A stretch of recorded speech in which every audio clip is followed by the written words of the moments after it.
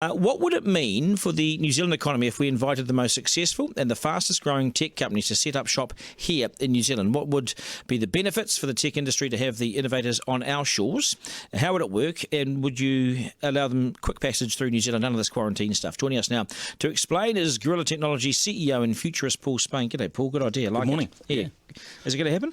Well, I'd like to see it happen. We're bringing in the film industry, obviously America's Cup. Now, those are good decisions, but we need something that's really strategic, that's going to build and grow. And we look at our technology sector.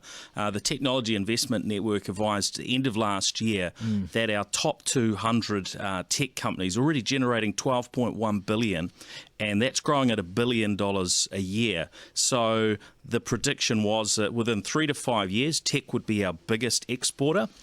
Now, while we've got all the other troubles going on, let's really accelerate that. Let's try and bring the world to New Zealand. So how do you do that? I mean, who's the person that goes and sort of does that? You send a letter to all these companies, hey, we're from New Zealand, we'll give you a tax break. Oh, no, you don't pay tax, that's all right.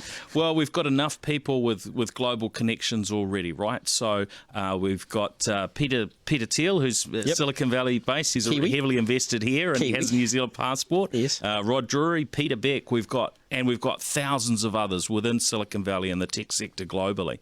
So if we put that word out, and I don't think we need to a great degree anyway, because the rest of the world is trying to beat a path to New Zealand. We just saw a report in the last few days saying, hey, this is the country that people want to come to. What can we offer them? You've got to entice carrots. What do we offer them? Well, New Zealand's already got it. Everyone wants to come here because it's a safe place to be. COVID is only within that sort of quarantine lockdown at the border and maybe a hospital pump our status, right? So once people have gone through that quarantine, they can come in and actually they can be safe.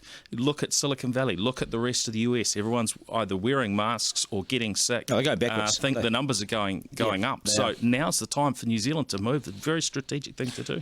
Me and you, being successful business people, understand that you've also got to look to the future, and COVID is not going to be there in the future. So they need to see future incentives as well, and that's things like tax rebates, rent,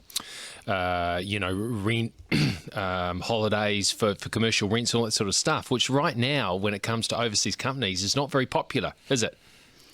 No, I mean, it is about creating that long-term attractiveness for New Zealand, but we keep talking about this over many years of how New Zealand is an attractive place to come to for many internationally, but it's not that easy to get into. So if we roll out the red carpet now, we look at those things that will attract companies to come and stay. We've just had Microsoft recently announced that they're launching a data center here. This is a $100 million plus investment. We're getting so much attention from the likes of Rocket Lab. And others. So, let's move. Let's not just sit here and wait for our economy to collapse. Let's do something that's going to move us forward. Well, Kim.com got a big welcome when he came here, didn't he? Hey, nice to see you. All the very best. Paul Spain, of course, futurist and Gorilla Technology CEO. Just gone 6:30. It's news time. Here's Sasha. Good morning. News from News Hub, New Zealand's #1 news source.